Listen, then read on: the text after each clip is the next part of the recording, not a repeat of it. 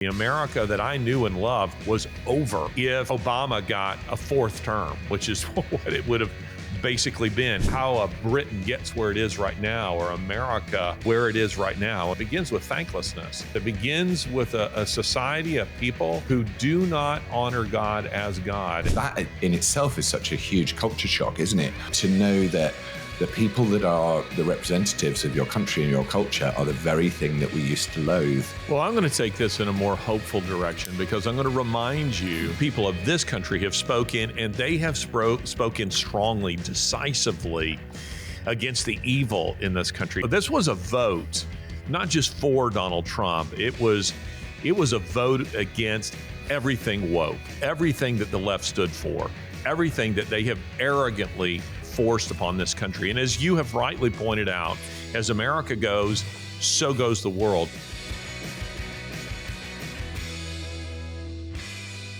Welcome to another episode of WTF, the world of Taunton and Fox, or the worlds of Taunton and Fox, or the world according to Taunton and Fox, or the world taunted and foxed.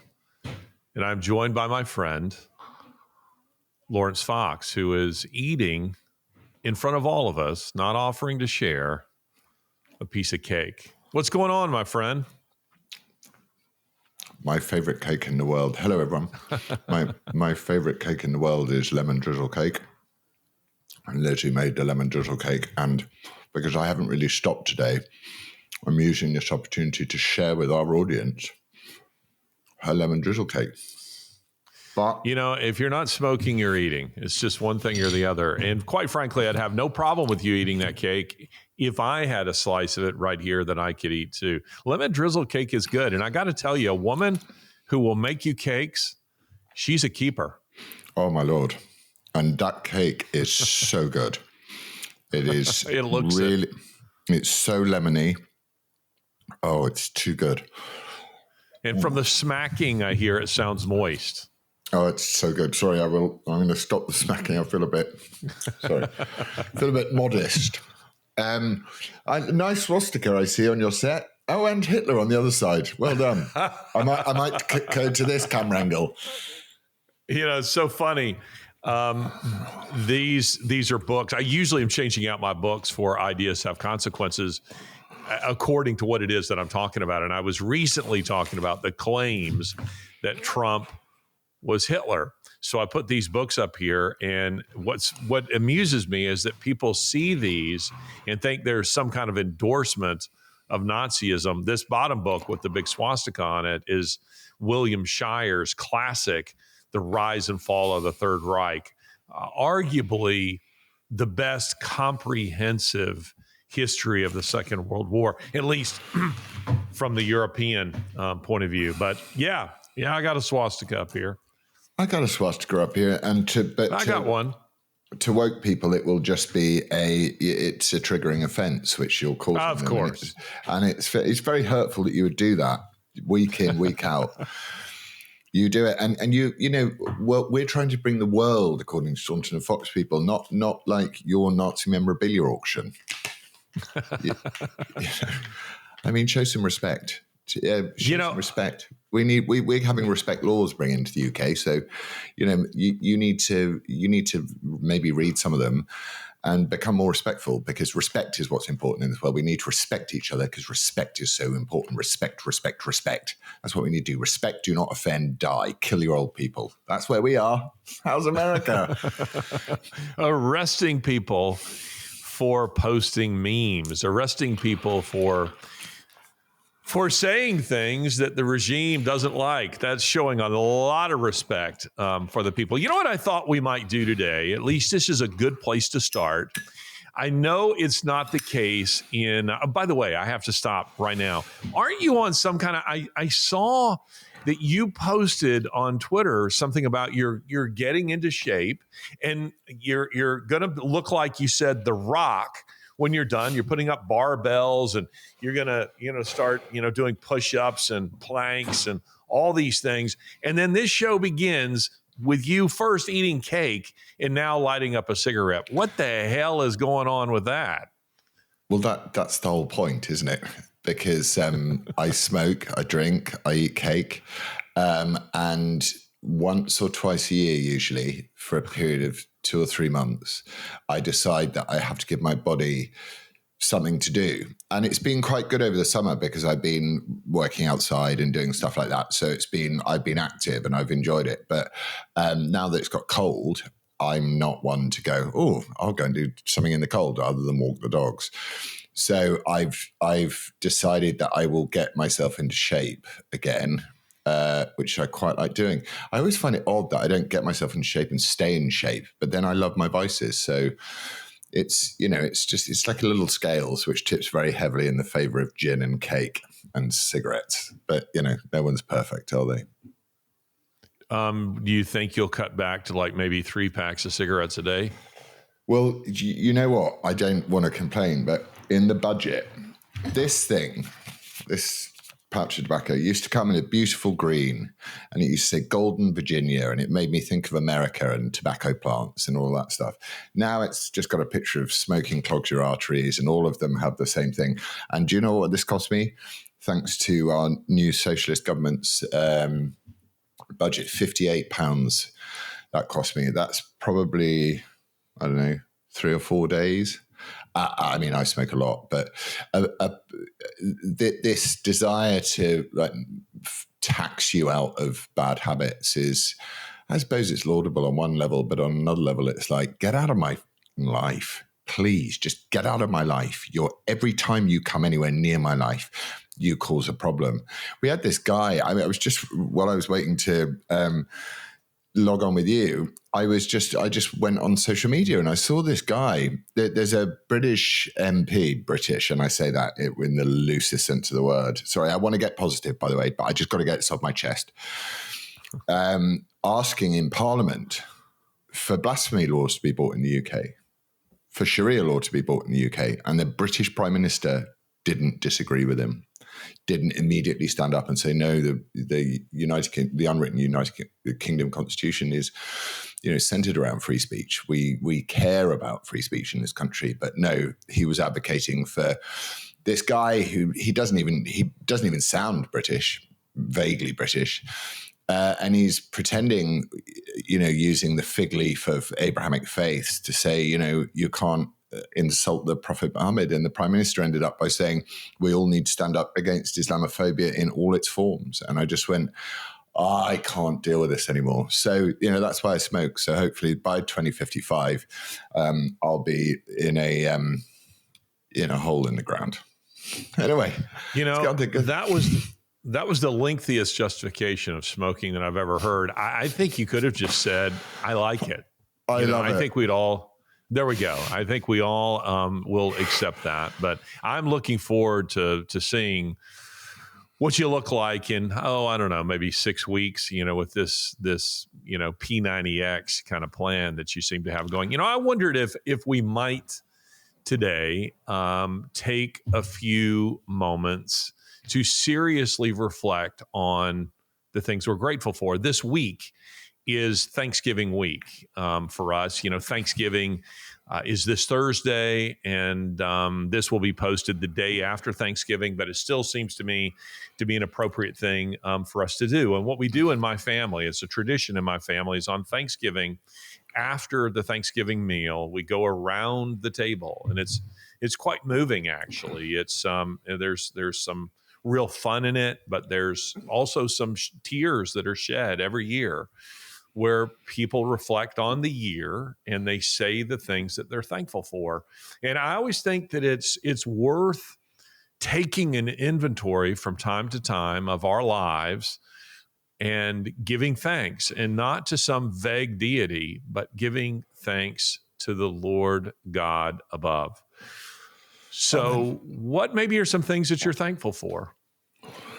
I am hugely thankful for everything in a way, because even the suffering that one goes through in life is informative, isn't it? It teaches you something. So I'm very grateful for all of it. I'm particularly grateful having, on a personal and selfish level, having had this neck operation last year and just I had this shoulder rebuilt after a motorbike crash, and this one is not great. And, starting to do some exercise. I'm grateful for the fact that my body still works, Yeah. like it still works. And I know I'm only 46, but there are some people at 46 who are really suffering and their body isn't working. And you know what it's like when you're ill, just in a small way, when you're ill, where something in your body clicks off and doesn't work properly.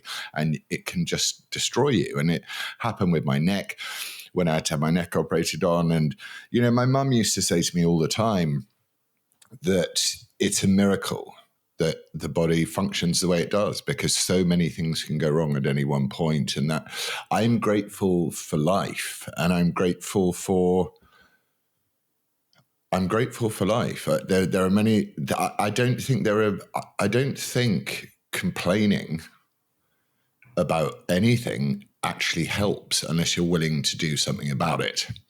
So I'm grateful that my sons are healthy.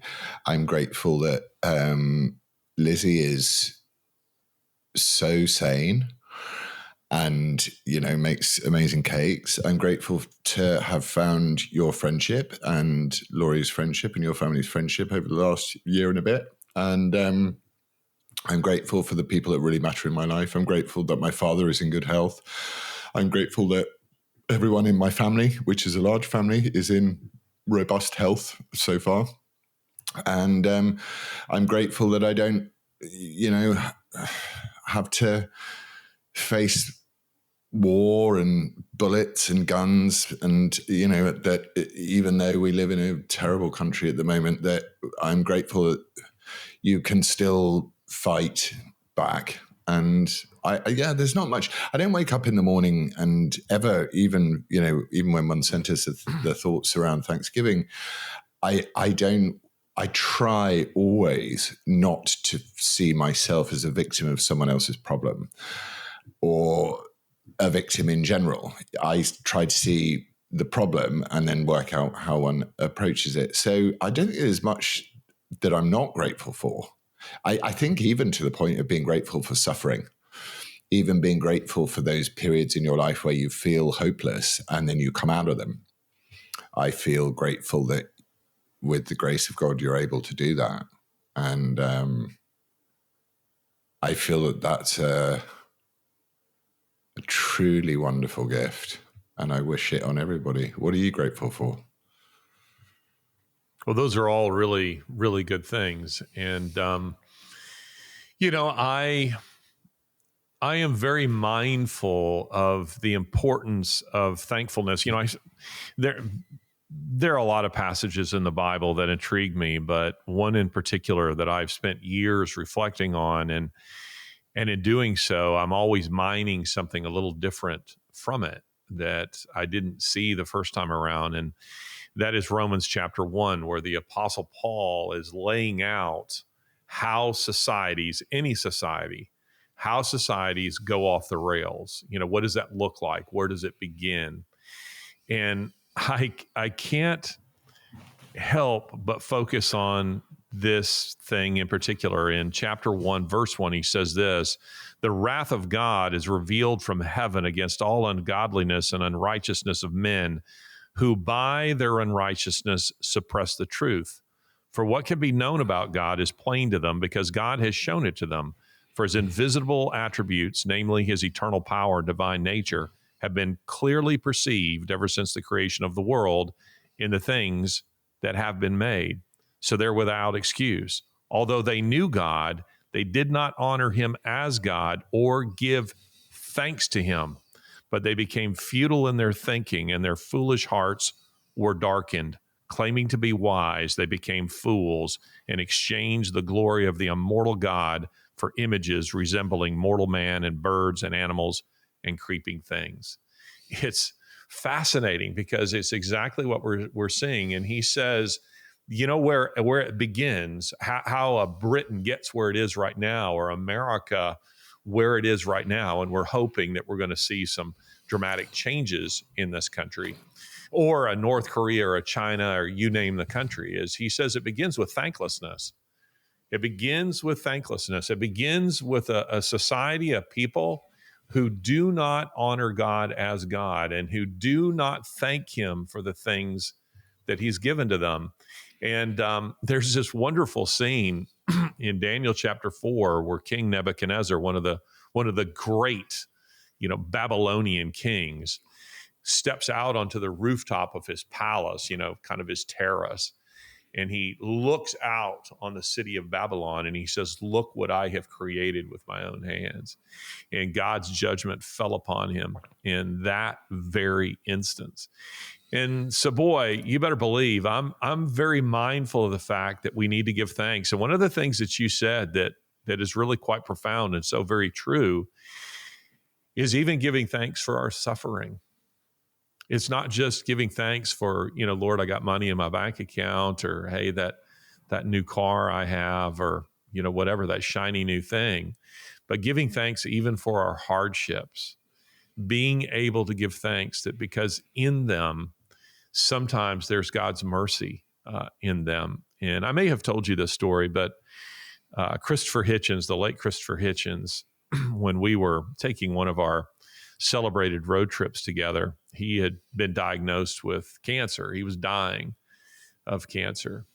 And he said, of all the Christians that I know, and he was an atheist, of all the Christians that I know, they all texted me or emailed me or called me to tell me that they were praying for my recovery. And he said, you alone did not do that. Why is that? And I said, because Christopher, I think your cancer diagnosis is an act of God's mercy. And he practically, jumped at that. And he said, how so? And I said, because God could have grabbed you by the shirt collar and pulled you into eternity, just as you are. And that's not the way you want to face him.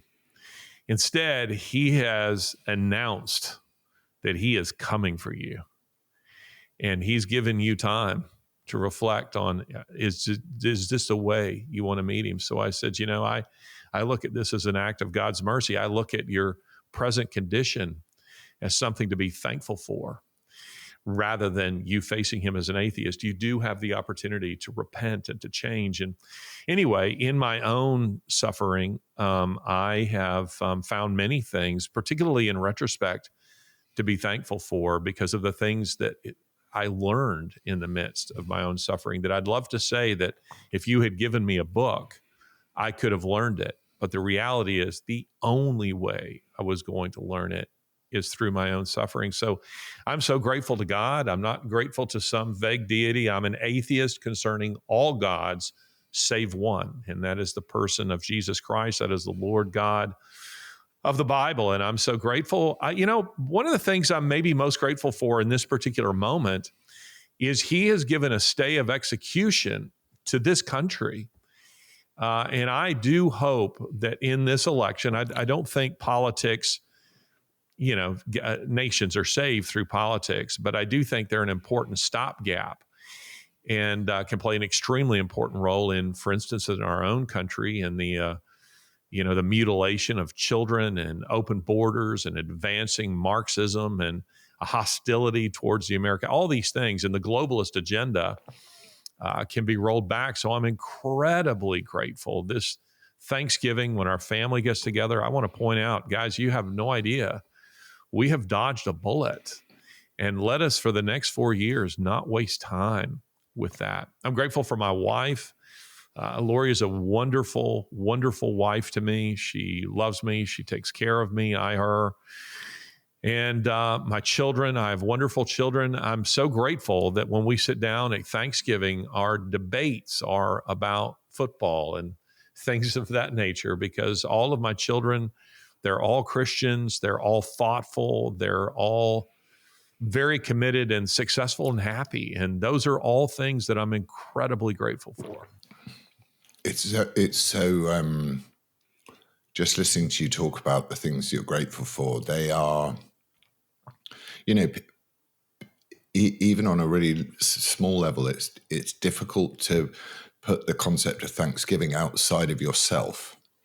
So to a lot of people, they would thank themselves for the things that they did, or the change in circumstances that are arisen in their life, either positive or negative, that they would focus it on the self and how that the self can change that. But to be able to be, the humility that it takes to be able to be grateful, truly grateful, is that in itself is one of the only things you should ever teach a child, actually, that their gratitude isn't to you, it's through you, and I have a very difficult family situation with my kids and my ex, and I'm even grateful for that in a way, because you said to me that great thing once where I was very sad, and you said, but do you trust them to God? And I said, yes, I do. And it's so interesting, because for such a long time before that, I thought, no, it's about what I do. But it isn't, actually. You put it to God, and He will do what needs to be done. And that's faith. Brother, I feel it. I really do. I want to back up just a bit and say this. I was reflecting, as I was texting you some ideas before the show, I was thinking, did Laurence and I really just meet in January of this year? Because I feel like I've known him my whole life. I thought, was it really January this year, or was it like 10 years ago that I bumped into him in that hotel? It's so strange. Brother, I'm so grateful for your friendship. I'm grateful for who you are. I'm grateful for Lizzie. Lizzie is a wonderful person. Like Lori, I wouldn't characterize Lizzie as shy. I would characterize her as reserved. She doesn't demand the spotlight. She doesn't want it. She doesn't need it. She's very comfortable in who she is. She is such a wonderful support to you, such a wonderful match for you. And I'm grateful for your recent engagement. I'm sorry that we couldn't be there. But I'm so grateful for the things I see happening in your life, and what you're talking about there with your children. My thought in that moment was, there are things that we just simply, we can't control. We cannot control other people. We can advise them. We can hope for change. We can, maybe influence them in some way through conversation or persuasive speech and reasoning. But at the end of the day, they're going to do what they're going to do. And there comes a place where we have to say, Lord, I am handing this over to you because I can't control it. And that was what I had in mind when I was thinking of your children is, Laurence, I watch and I see that you do all that you can do, that you adore your children. You want the best for your children. But at the end of the day, there comes a place where you have to say, Lord, there are things here that I simply cannot control. And I trust you. I lean into you. And while I don't fully understand everything that's happening here and why it's happening or how it's going to turn out, I do trust you. And I feel that way about my own children. I feel that way I now have three grandchildren. I have three granddaughters, which is pretty incredible. And I have Sasha, who you've not met, but I would like you to meet sometime. She is now expecting in January a little boy to come along. It's about darn time. I'm ready to see some little boys, join this family. It's so funny because until we adopted Sasha, we had all boys. And now, we have a generation of granddaughters, who are coming along. So I'm glad to see some grandsons to carry on the traditions. But, brother, I'm grateful for you, and I'm grateful for your stand. I'm grateful for your courage. I'm grateful for your friendship. You've been a great encouragement to me over the course of this year. You've been a great friend to me, Lizzie too, and to Lori. And it's been fun. And I'm looking forward to all the mischief that we're going to get into in 2025. And and beyond. By the way, I want to say this. This is kind of a fun sidebar. But I started watching, I think I told you, the reboot. I want to come back to things we're thankful for, but I started watching the reboot of The Day of the Jackal. And some of the people here won't know this, but that's based on a 1971 novel or something by Frederick Forsyth, who is a terrific novelist, the spy thriller genre. And thanks to you, I met with Frederick Forsyth earlier this year, who's like 85 now, very elderly. And so now there was the old movie, the original movie, which starred your uncle, Edward Fox, as the Jackal in the original.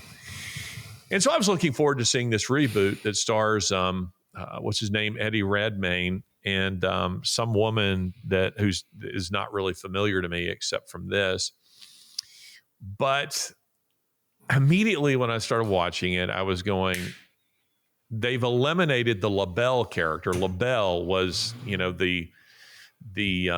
he's played by Michael Lonsdale in the original. He's the French policeman who's tracking down, the Jackal, and it was played brilliantly by Michael Lonsdale. Now they have a sort of a DEI replacement in there, and she's, first of all, terrible.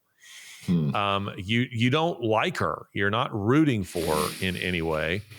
And she comes off as entitled and like, how did you get this role in the first place? Well, probably because of DEI.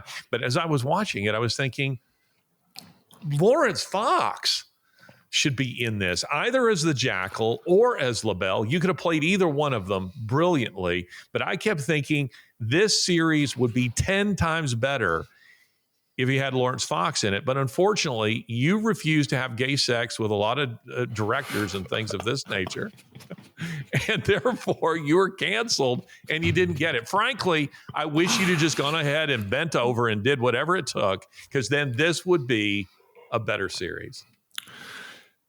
Wow. Thanks, Larry.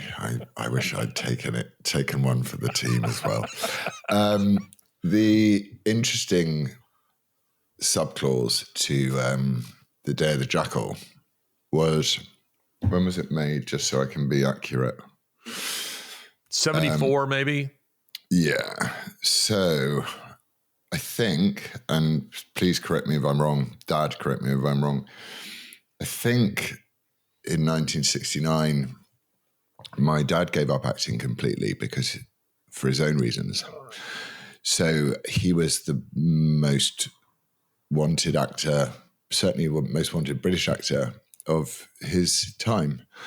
And so that part would have gone to my dad, which is ironic and interesting in its own right, and gave my Uncle Edward a career that he hadn't previously had. Sorry, Uncle Edward, you're great in the film, and I think you're a great actor, but that would have gone to my dad, that part.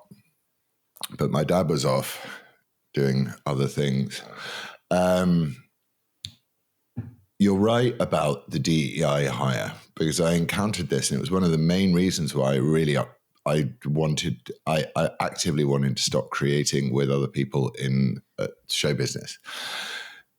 If you're getting a part because of the color of your skin, you're going to bring the rage and the unfairness of that with you to the set, because we're all human beings. So you're not going to turn up on set thinking, I'm being hired because they've rewritten Lavelle and it's great. And look at me, I'm fabulous. You're arriving going, I'm a diversity hire. I'm in these Hollywood movies, like a lot of these actors. I mean, that's not to say, I'd like to strongly caveat that with the fact that there are the most wonderful and brilliant actors who have different colored skins. My favorite actor in the world is Denzel Washington, and just the way he holds a screen, but it's never been about his skin color to me. I don't go, he's a wonderful black actor. I just go, he's a wonderful actor. Whereas this girl, she was in The Bond. And terrible in that, actually. Now that you mention she was it. She was dreadful. Ruined that film. She was dreadful in that too. It's so sad that we do racist casting. I think it's really bad. And I feel very sorry for the people that have to perform just because, literally dancing monkeys, without wishing to sound rude. That's what they're going, do it. you've got your chance now, you do it. And if it was me, I would probably have the same attitude as a lot of actors that you see who have been put in a role based solely around their skin color rather than their talent, which is an insecurity, a forcefulness, a rage, a lack of immediate. The great skill in acting, the best skill in acting, is the ability to what they say. It sounds like a very wanky expression, but it's true. To be in the moment. That's why I never respected actors that prepared for anything. The longer my acting career went on, the less I prepared. To the point where there were some times I would work and I wouldn't have even read the script. I would just go, there's no point. The director's job is to tell me what's going on here. And my job is to be in the moment and react truthfully. And the writer has written me the lines I need to say. So I will deliver them with the most truth and authenticity as I can. I don't really need to know what happens in the future because my character doesn't. So why should I have the luxury of being able to plan my future and signal to the audience that I know what's going on? And in the periods as we've spoken about, I have such serious sadness about art in general, but my own personal sadness about the fact that I'm trained up to do this thing. I do it for a long time, and then I can't do it anymore. I'm not. I mean, I probably would be allowed, as you say, if I sucked off a trans lesbian, I'd be fine. But because my soul won't let me do that, I can't work. Lizzie wouldn't let you do that. She she's got quite a dark sense of humor. So you never know. So I sort of think it's. Oh, I've come too far away from what I wanted to say. The sucking off the trans lesbian has done me. What was I trying to say? I was trying to say that okay, let's sort of carry on the conversation rather than try and go backwards, because I can't go backwards. Why would you remake The Day of the Jackal? Because The Day of the Jackal is a flawless movie. I mean, it's a flawless movie. It's a great novel. It's a great novel. I get that, and you're a man of words, so I understand it. But for those that haven't read the book, it's a pretty flawless movie. I get stopped at least twice a week by someone who goes, "Your dad is my favorite actor, and The Day of Jackal is the best movie ever made." I'm like, "It's not my dad; it's my uncle." Blah. But it's a beautiful movie because it's shot on film. It's shot within the time it was made, and it has a huge epic charm to it, and it's very confident and ballsy, and everybody is great in it, and it doesn't show off, and it doesn't do what these modern films do, which is give you everything within the first 5 minutes. It respects its audience. So I always look at these remakes and I'm instinctively, I don't want to watch them. Unless, weirdly, my only rule with a remake is I will watch a remake of a terrible film.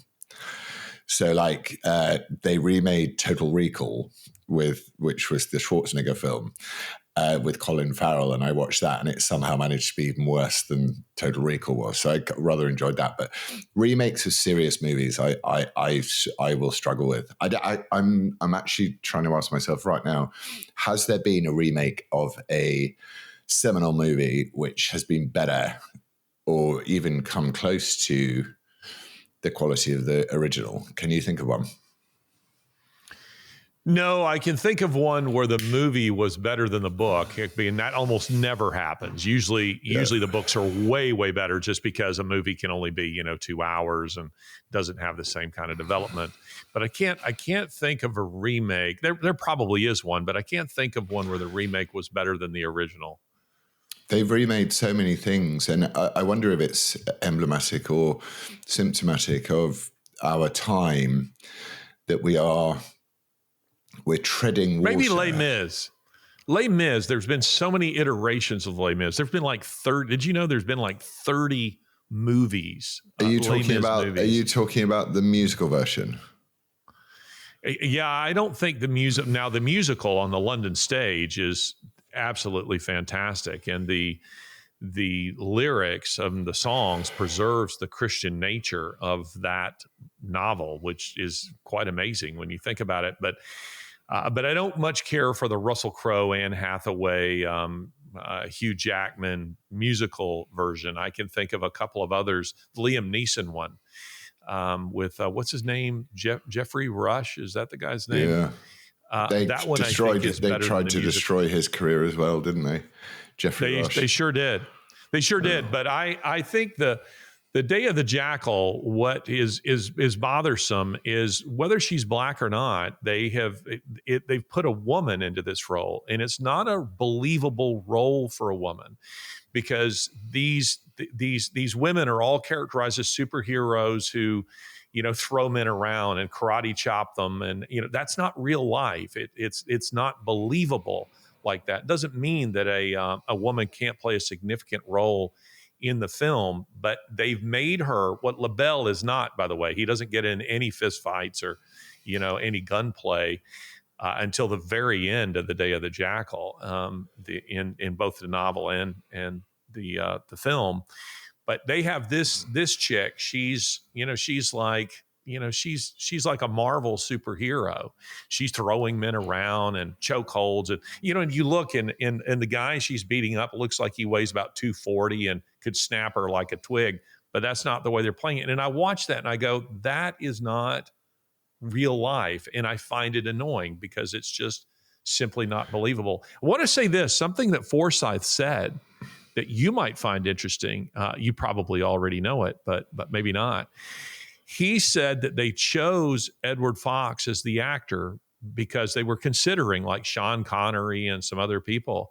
And Zinnemann, I think is his name, the director, said that they needed an unknown because the jackal is unknown. And even when the movie ends, I don't know if you remember that final scene in the original, they're burying him and they're saying, we don't even know who he was. Was he British? Was he Irish? What was he? What was his real name? Who was this guy? He's completely anonymous. And they decided that could not be carried off by a well-known British actor. They needed an anonymous guy to play the role. Which is so respectful of the audience. In a way that women throwing 250-pound men around is not. That's the other thing which I think is really.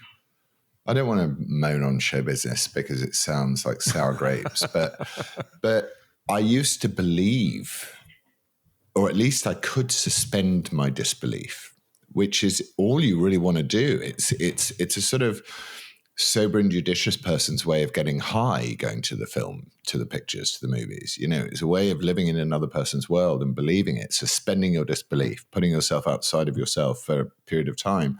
And the minute you get a girl like chop kicking, drop kicking, doing all that. I mean, there's the famous Roger Moore thing in Bond where Roger Moore just refused to do stunts. He just went, I'm not doing stunts or fights. I can't be bothered. So the Roger Moore chop got invented, where he just walks up to people and I can picture them. it. And he just like, I'm not doing that, love.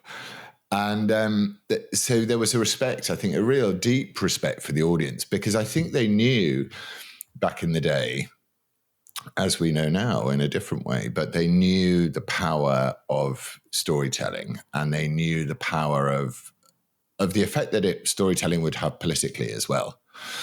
So I saw a real change in art when, and again, this is probably my sort of cozy, cosseted life, but I really loved art that either attacked the culture or supported it, was countercultural or cultural, or supportive of the culture. What I can't respond to is art which is neither, or something they call art which is neither. That's interesting. Because I can't believe any of it. So I can believe in Tom Cruise and going, yeehaw, Jester's dead. I can believe that, because I can believe that a gung-ho American pilot would do that. And even the sort of over homoerotic scenes of them sort of spinning volleyballs around while wearing almost nothing with their little grease. But I can believe that these sort of best of the best pilots would have done that sort of thing. I believe it. And I know it's filmic and I believe it. And I can believe this is England, you know, this very dire, grungy view of how terrible Britain is. And these certainly TV shows and in other cases films. There was a film called Scum, which was brilliant about football hooligans. And it was so visceral in its hatred of the culture that it was made in, because I could understand it. But what I can't understand is forced diversity casting, which I think is ridiculous because it's racist, and I don't like that. And then the idea that you can just swap out a woman with a man from, you know, even young people, I think, will have heard of Frederick Forsyth as a novelist, you know, to just kind of rejig his novel because what the hell, you know. And Eddie Redmayne, really. And then in the real world, Eddie Redmayne has committed more sins than I have. He's transed himself for a film, which is very uninclusive to trans actors of whatever they are. So, you know, he really should be on an apology tour still for the Danish girl, but he isn't. So it's kind of, there's an unreality to movies now that you can't really escape, and therefore you don't want to watch them. So, and I don't think many people do watch them. I've been seeing little clips of Wicked. They've been I think they made a film of Wicked, the musical. And it's basically like a therapy session for Ariana Grande, excuse me, and her co-star. And they just talk about how wonderful they are. And I just think no self-respecting actor should do that. Don't talk about how wonderful you are. Talk about how terrible you are and let the audience think you're wonderful.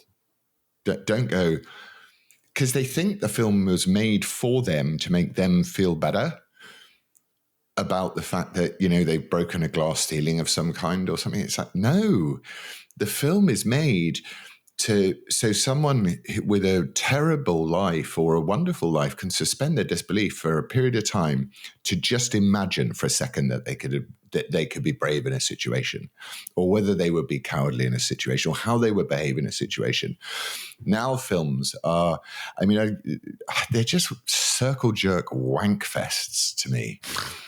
I can't. I was really excited about seeing The Joker, and then no, Joker's not very good. I will see Reagan when it comes to the smaller screen because you know, I'm interested. But I've been told by I think you that it's pretty formulaic, and they don't emphasize the important moments. It's just like doosh doosh doosh doosh doosh doosh doosh is what Reagan did. It's worth seeing, but yeah, continue.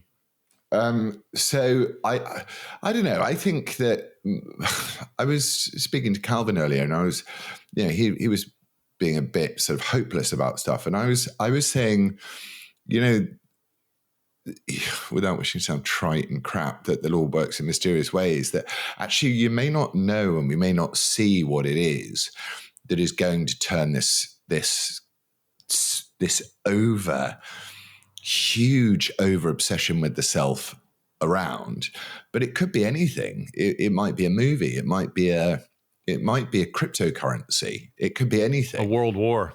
Yeah, I mean, if they have their own way, it'll be a world war. Yeah, but I think I've been listening to Ukraine is now officially, more people have died in Ukraine than in the battle for Ukraine than died at the Somme in Verdun in Stalingrad, you know. And we got British politicians stood up going, we'll never give up. We'll carry on supporting you. And it's like, really? Why? This guy's a drug addict. He's a fucking puppet drug addict bitch who won't allow political opposition in his own country. You're essentially on Hitler's side.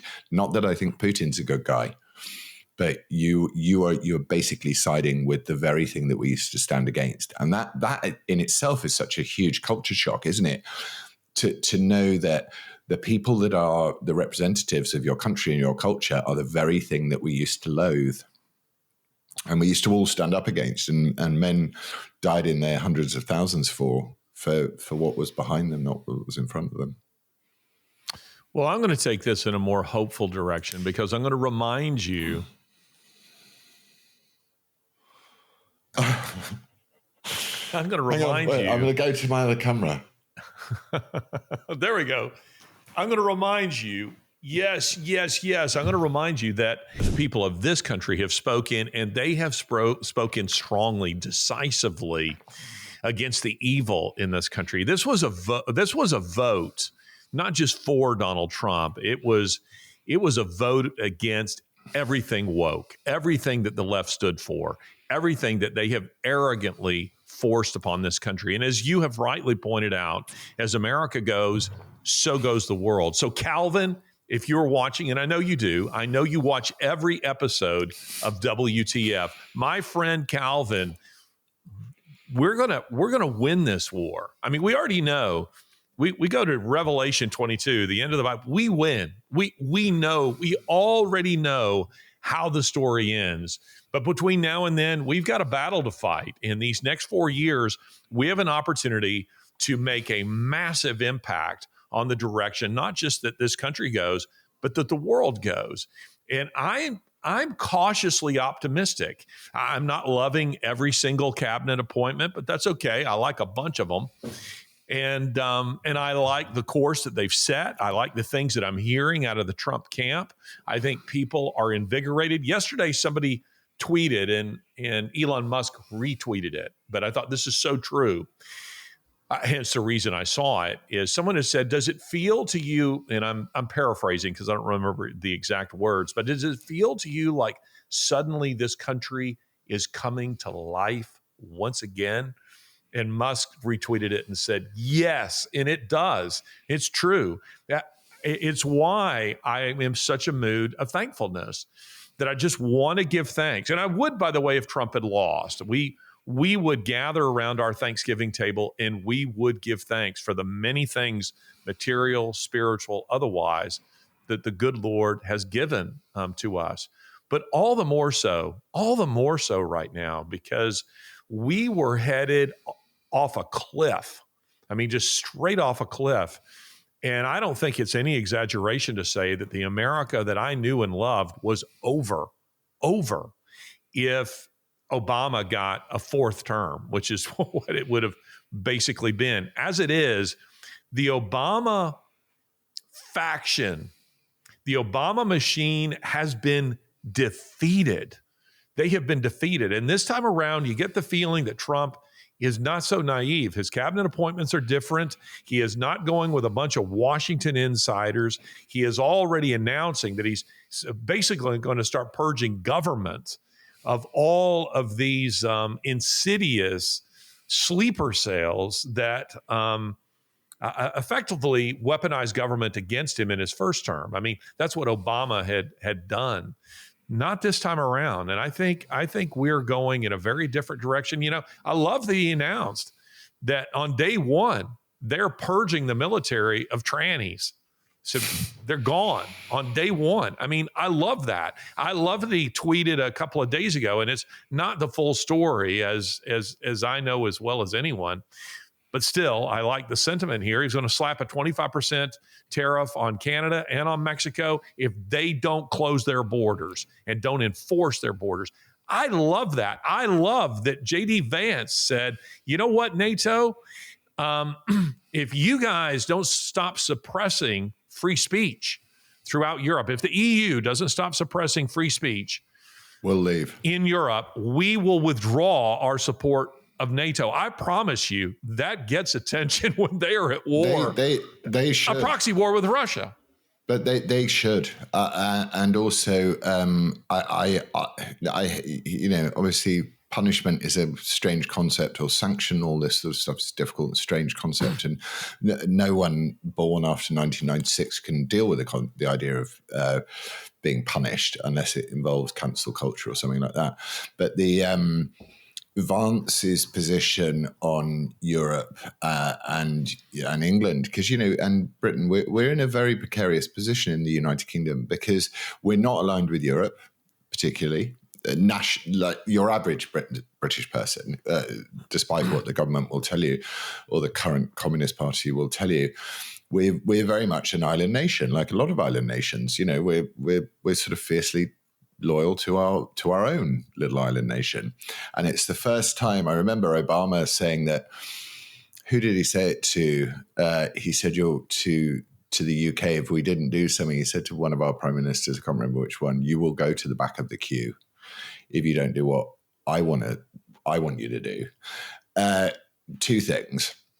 One is I am so pleased that Obama hegemony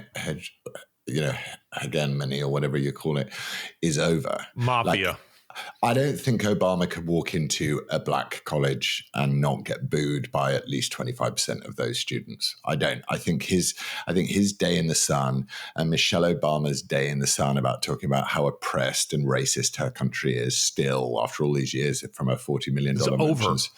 It's over. And I want America and I want Trump to discipline the United Kingdom. I want him to do that. I think that's coming. Just as he's doing with Canada and China and Mexico. And, you know, he quite rightly says a lot of it's about the borders, but he's also talking about fentanyl, which is, you know, the fentanyl stuff, which you'll know much more about than I do.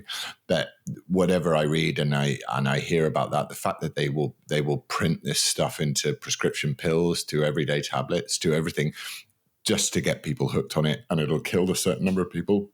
I hope that Trump disciplines Britain in the way that Britain needs disciplining, which is you are a tiny, pointless island. The only thing you have, the only legacy you've given the world is your mind. You have one of the greatest minds ever, the greatest intellect.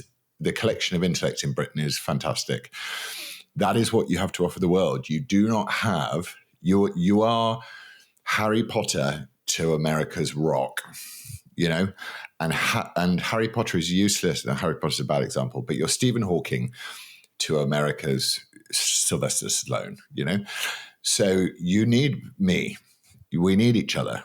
So if England decides that it wants to, and if Britain decides, well, it's not decided, it's being decided for us that we're going to go down this path, then I hope that we are savagely punished for it by Trump. And I hope that the same treatment meted out on Trump by that vile little Mohammedan ideologue, Sadiq Khan, is repeated onto him. He's like that Trump just goes what he's been saying, which is like, these people are losers. And you know what the great thing about Trump is? He's not a loser, because that guy got out there every day and he went and he won an election, and he didn't do it for himself. It wasn't for him. I'm sure that there's a part of him which feels like, oh, I'm so good at this. But he did it for his country, and he survived rifle bullets twice. He's survived the persecution of that Obama clique for years. He has been dragged through courts. He's been fined more. You know, I don't know someone who's suffered more publicly than he has. Obviously, people suffer more privately, and he's still kept on. And that is the spirit that typifies the West, like the best of the West. That's what it is. It's dogged. Churchillian. It's Churchillian. And all of these people can run off to blue sky and, talk about fagua. And, but, we have in this very sort of disjointed, funny orange man, the cradle of democracy is left in his hands, and he's fought for it. And in Britain, we're giving it up by the day. And I hope he punishes us for it, but not punishes like an abusive relationship, punishes us for our lack of wisdom. And I hope he says, if you're going to carry on shutting down free speech, if you're going to carry on embarking and, recycling your weapons into this ridiculous meat grinder war, then I'm afraid that you're going to have to suffer the consequences of your actions. And he is the man that understands the crucial concept of Christian resistance to anything, which is deterrence, isn't it? It's beware of this, beware of that. That's, you read the Proverbs. It's strength. Like, yep. Yeah. And it's an understanding that strength matters. It's the only manifestation of force, which is sort of acceptable in this modern liberal dribby drab way, and Trump's going to bring it back. So I pray that we get through the next 60 days, because I saw a friend of mine sent me a message with Kamala on the internet today, and it was her. She just appeared from nowhere and was like, "Don't give up your spirit." Yeah, she's holding a bottle. They put a bottle of spirit. Like Johnny Walker in her hand or something. And he said she needs to become unbourboned by what has been. and I thought that was really funny. So, and then we'll have to see. But, these next, how is it 60 days? No, it's not. It's 30 days. How long is it now? Where are we? Yeah, it's about, we're looking at, it's about 60 days. Until he takes office. He takes January 20th. Right. So we just have to pray that we get there, because I'm sure it'll all be fine, but what the sun's doing. There may be attempts on his life. Well, yeah, but there may also be attempts on other nations. There may the whole idea of Britain, a British missile. A British Storm Shadow missile being fired into foreign territory. Can you imagine in Vietnam or in the Korean War, the British carpet bombing Beijing or Peking, as it was? It just wouldn't. You don't fight proxy war. You fight a proxy war for a reason. So you fight it on someone else's land. You don't fight it in the land. So the arrogance of our vile, despicable regime to allow our military hardware to be fired into the Russian motherland, I think, is absolutely appalling. Yeah, well, it does appear to me that there is an effort to try to provoke Russia into some sort of massive retaliation and thus leave Trump with a forever war, a war that he can't extricate the United States from. But I think Putin is a tyrant, but he's not stupid. And he's already given signals that he's prepared to talk with Trump. And I don't think he's going to take the bait. That's right. He said he'd only talk to Trump.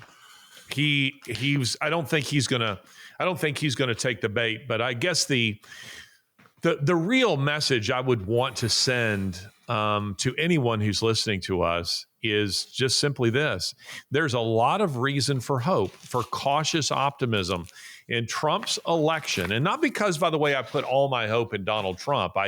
My hope is in Jesus Christ. It's not ultimately in any human being, but his election to me is a successful D-Day landing. It's Stalingrad. It's not the end of the war, but it is a huge turning point in the war against woke. And we must continue to war against woke, because woke is a mind virus. It is evil. It is the destruction of children. It is the destruction of families. It is the destruction of whole countries. And Donald Trump, while I don't think that Trump has a fundamental ideology that he's rooted in, he is anti-woke and he does love America. And J.D. Vance, who I hope will succeed him ultimately as president of the United States, he's an authentic conservative. He's an intellectual, and he gets it. So I see some really wonderful things coming. You went to hear someone that I'm a little envious, because I would have liked to have gone to have heard her myself, and that is Ayaan Hirsi Ali. How was that? She's incredible. She was, it's that sort of speak softly but carry a big stick thing. She's amazingly quiet, and reserved and quite shy, you sense. But her words they're a war cry, certainly for Christianity. That was what she was saying. She said, without Christianity, it's all finished. It's over. And she She was so inspiring and so, it's so lovely to hear someone who's come from such a different world and been raised in such a different world to come to this place where she can talk, and it was deeply, deeply inspiring. She's a huge proponent of what I get attacked. I don't know for our American viewers or for whether it's a thing in America. It's becoming a bigger thing here. This idea between ethno-nationalism and civic nationalism, and I am a big, strong civic nationalist, or civinat, as I'm called when I'm attacked online by what I would call racists, who are ethno-nats and say you've got to get rid of all the white, all the brown people because our country is not our country unless we get rid of brown people. And I'm like, no, our country's fine. You just subscribe to the values of the country, and it doesn't matter what color you are. It does matter what religion you are, actually, but it doesn't necessarily matter what your ethnicity is. And she was so inspiring. And then I asked her a question, which I said, why Christianity, and why is Christianity the answer, and what specifically about Christianity is the answer? I mean, it is why do you believe this is a specifically Christianity is the only way to solve this problem, and why only Christianity? And she was very, very good. And she didn't go into some long theological discourse. She just said, because it's the truth. She went, because it's true. And she said, you can tell it's true because it makes sense. And it even makes sense to people that don't believe it. So she kept it very layman's terms. I'll dig out her response, which was much better than the way that I'm giving it. But I felt very emotional listening to her respond to the question. And she's what a testament to how it could be used both ways, though, couldn't it? It could be used. I was aware of the fact that it could be used both ways, but what a testament it is to the truth that a woman has come from a refugee camp in Somalia to Holland, to being a very left-wing progressive, to becoming a more aggressive atheist. Yeah, aggressive atheist, to becoming a socially conservative Christian. I'm just like, that's God's work, and that's what can be done for all of us. So it's very hopeful. On the other level, you could turn around and say she's a shapeshifter, which I'm sure the racist community would say, which is just like she's just jumping on whichever bandwagon she could get on. But she's a very, I always judge people I never judge people on what they have to gain from a situation. I always judge people on what they have to lose in any situation, because I think it's, you weigh up your losses much more than you weigh up your wins. And she had a lot to lose, and she's lost and she's won. She's literally lost part of her body. So I was hugely impressed. And Lizzie, weirdly, Lizzie and I were sat next to each other, and then we woke up this morning and Lizzie went, Ayaan Hirsi Ali is following me on social media. And I was like, she doesn't follow me. And then we were telling our friends, and they were like, this is unfair. She doesn't follow me. So Lizzie was had said something to her, and she thought, oh, that was interesting. So yeah, amazing. Great to have her voice in the UK. Great to have this idea that these values are not restricted to your sex. They're not restricted to your skin color. They're not restricted to your past. They're not restricted to anything, and she's a perfect, she's great. I wish she was a politician. She's a bit softly spoken, but, I wish she would go out and fight for, to stand for office in America, but she can't. I don't think she's not an American citizen. Maybe she is an American citizen now, is she? I don't know. She's married to Niall. I don't know. I would guess that she probably is, but I'm not sure. She has really impressed me that her her conversion to Christianity feels very authentic in the way that some others are marketing themselves as Christians. Are you talking about? She's not doing any of that. Are you talking about the necklace that you can buy? The amulet. And she isn't teaching the Ayaan Hirsi Alley, biblical series. No. She's been very, very humble in her conversion. She's been very quick to say that there's a lot about the Christian faith she doesn't yet understand, and that she is studying and that she's learning, and she's going to Sunday school. And I'm just very appreciative of her approach and her stand. But I've been very, very impressed with her and the things that she's saying, because, when we were really taking on the new atheists, she was part of that group. And yet I always saw her as something a little different. I thought, I get it. This woman has suffered under Islam. She suffered physically under Islam. She's throwing the baby out with the bathwater, but I get it. I understand when she says that, she believes that all religion is, basically the root of all evil. I thought I understand, given her background, but I was really hopeful that she would eventually come around. And what do you know? She has. She's discovered the genuine article, that there is a grail that can give eternal life, and she's found it. And for me, that's just really, really fantastic. Brother, it's good to see you. You look well. You seem to be doing well, and I look forward to seeing you again face to face. Well, I think that's good. Yeah. Anybody who doesn't get emotional about their children, about their family, about the things that they really believe in and are committed to, there's something wrong with that. I feel very passionate about the issues that we discuss, and I know that these are things, the things that you're shedding tears over. I know how deep those wounds are for you, and that they're very real, and it's an ongoing a struggle in your life. And yet I also know Scripture tells us, that God's grace is sufficient. It is sufficient for us. And I can say that as somebody who's been through the valley of the shadow of death. And so I don't say it in a trite way. I say it because it's very real. It's very real in my life. And I know it's very real in your life. And so, brother, I love you. I appreciate you.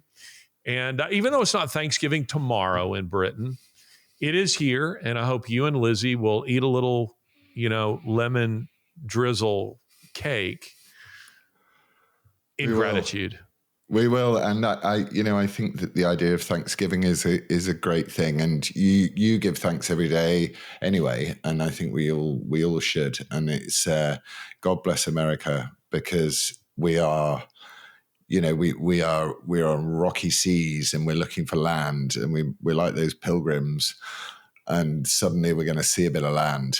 And I think we should all be grateful tomorrow, and we should all give thanks for America, and we should give thanks for the freedoms that your Constitution provided, so that people can freely express themselves in a vote to try and maintain and continue the greatest experiment and idea in liberty that the world has ever seen.